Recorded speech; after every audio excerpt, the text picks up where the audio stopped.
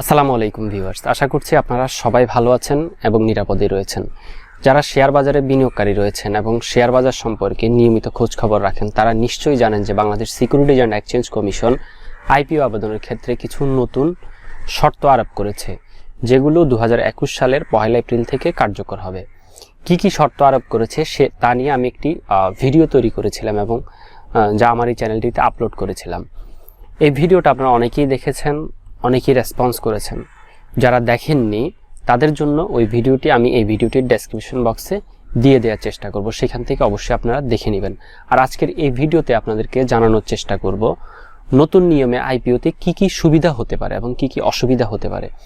সুবিধা শুধু একজন বিনিয়োগকারীকে চিন্তা করে আমি তৈরি করিনি, ওভারঅল শেয়ার মার্কেট এবং বাংলাদেশের অর্থনীতিতে কি কি সুবিধা হতে পারে এবং অসুবিধা হতে পারে এ ধরনের 5টি পয়েন্ট নিয়ে কিন্তু আমি আলোচনা করার চেষ্টা করেছি। অর্থাৎ আজকের এই ভিডিওতে আপনাদেরকে নতুন নিয়মে আইপিও আবেদনের ক্ষেত্রে 5টি সুবিধা এবং 5টি অসুবিধা জানানোর চেষ্টা করব। ভিডিওটি অবশ্যই শেষ পর্যন্ত দেখবেন, কারণ ভিডিওটি শেষ পর্যন্ত দেখলেই কিন্তু আপনারা অনেক কিছু জানতে পারবেন বলে আমি আশা করছি।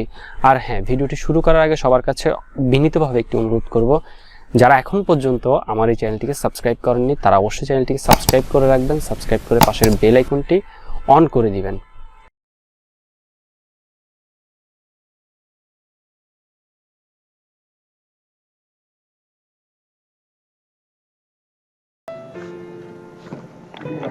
নতুন নিয়মে আইপিও আবেদনের ক্ষেত্রে একজন বিনিয়োগকারী কি কি সুবিধা পাবেন সেগুলোই প্রথমে জানানোর চেষ্টা করব।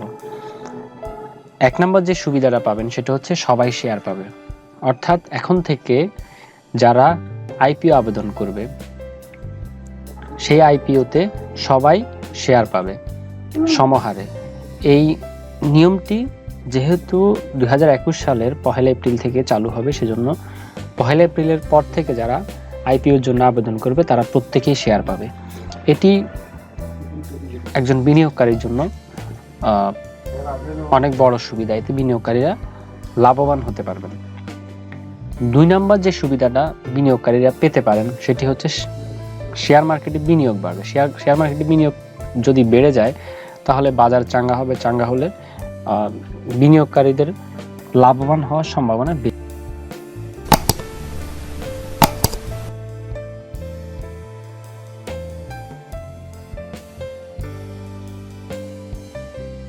$20,000 সমমূল্যের শেয়ার থাকতে হবে প্রত্যেকটা বিও অ্যাকাউন্টে, সেহেতু সবাই সেকেন্ডারি মার্কেটে এসে শেয়ার কিনবে।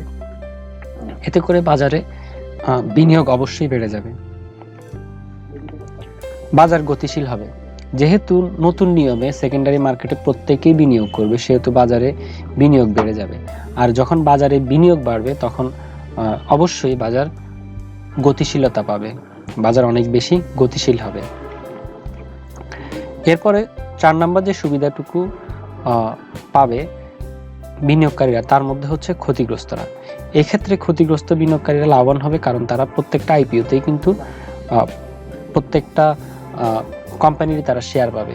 এতে করে তারা প্রাইমারি মার্কেটে যে শেয়ারটা পাবে সেটা বেশি দামে সেকেন্ডারি মার্কেটে বিক্রি করতে পারবে। বিক্রি করলে তারা তাদের যে অতীতে যে ক্ষতি ছিল সেই ক্ষতিটা তারা পুষিয়ে উঠতে পারবে। এছাড়াও 5 নম্বর যে সুবিধাটুকু হবে বা যেটা বাজারের জন্য ভালো হবে সেটা হচ্ছে অতিরিক্ত বিও অ্যাকাউন্ট কমে যাবে। অনেকেরই নামে বেনামে 50, 60, 100, 200 এবং এরকম অনেকেরও শোনা যায় প্রায় 1000 খানেকও কিন্তু একজন ব্যক্তি বিও অ্যাকাউন্ট জেনারেট করে।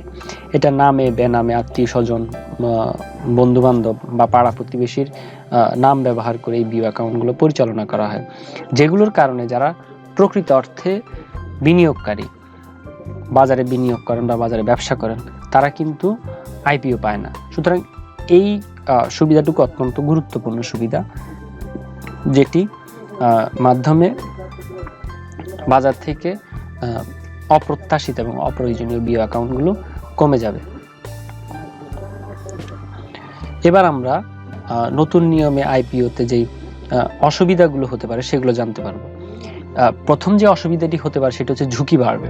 অর্থাৎ যারা বাজারে এতদিন যাবত সেকেন্ডারি মার্কেটে বিনিয়োগ করেন নাই, তারা আইপিও আবেদন করার জন্য শেয়ার পাওয়ার জন্য তারা বিনিয়োগ করবেন হঠাৎ করে বিনিয়োগ করলে তারা কোম্পানি না বুঝে না শুনে বিনিয়োগ করার কারণে ঝুঁকি বাড়বে। এক্ষেত্রে হঠাৎ করে বিনিয়োগ করতে গেলে কিন্তু অবশ্যই অনেকটা জেনে বুঝে বা অভিজ্ঞতার অভাবের কারণে ঝুঁকি বেড়ে যাবে। যেহেতু নতুন নিয়মে সবাই আইপিও পাবে, যারা আবেদন করবে প্রত্যেকটা ব্যক্তি আইপিও পাবে, সেক্ষেত্রে কিন্তু সবার কাছে একটা কোম্পানির শেয়ার থাকবে। শেয়ার থাকলে কিন্তু বিক্রেতা থাকবে কিন্তু ক্রেতা তেমন থাকবে না, কারণ কেউই কিনতে চাইবে না, প্রত্যেকের কাছেই কিন্তু শেয়ার রয়েছে।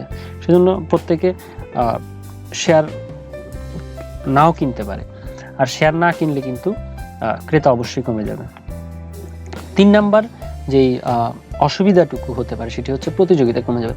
বাজারে এখন যেরকম নতুন নতুন কোম্পানি আসলে অনেক প্রতিযোগিতা থাকে, কে কার আগে শেয়ার কিনবে। বাজারে যখন ট্রেড শুরু হয়ে যায়, ট্রেড শুরু হওয়ার সাথে সাথে দেখা যায় লক্ষ লক্ষ কোটি কোটি বায়ার বাই করার জন্য সবসময় প্রস্তুত থাকে বা বাই বসিয়ে থাকে, সেটা হয়তো বা নাও থাকতে পারে নতুন নতুন কোম্পানির ক্ষেত্রে। 4 নাম্বার যে অসুবিধাটা হতে পারে সেটা হচ্ছে নতুনদের জন্য কঠিন হবে। যারা শেয়ার বাজারে নতুন আসবে, নতুন বিও অ্যাকাউন্ট খুলবে, তারা বাজারটাকে বুঝতে আসলে একটু সময় লাগবে। এতে করে তারা একটা কঠিন সিচুয়েশনের মধ্যে পড়ে যেতে পারে হয়তো। 5 নাম্বার যেই ব্যাপারটা রয়েছে সেটা হচ্ছে বিরূপ প্রতিক্রিয়া। বাজারে বিনিয়োগকারীদের মধ্যে সবাই আসলে একরকম চিন্তা করে না। নতুন নিয়মে আইপিওর ক্ষেত্রে অনেকেই বিরূপ প্রতিক্রিয়া অলরেডি দেখিয়েছে এবং দেখাচ্ছেন, এবং যখন 1 এপ্রিল 2021 সাল থেকে এটা চালু হবে তখনও কিন্তু অনেকেই এই ব্যাপারটা নিয়ে বিরূপ প্রতিক্রিয়া দেখাতে পারে। ভিউয়ার্স, ভিডিওটি আপনাদের কাছে কেমন লেগেছে তা অবশ্যই কমেন্ট বক্সে কমেন্ট করে জানাবেন। আর হ্যাঁ, অবশ্যই আমার এই চ্যানেলটিকে আপনারা সাবস্ক্রাইব করে রাখবেন, কারণ আপনাদের একটি সাবস্ক্রিপশন আমাকে নতুন নতুন ভিডিও তৈরি করতে উদ্বুদ্ধ করবে। সবাই ভালো থাকবেন এবং নিরাপদে থাকবেন। ইনশাল্লাহ খুব শীঘ্রই আবারও দেখা হবে আপনাদের সাথে নতুন কোনো ভিডিও নিয়ে। ততক্ষণ পর্যন্ত ভালো থাকুন, নিরাপদে থাকুন এবং সুস্থই থাকুন।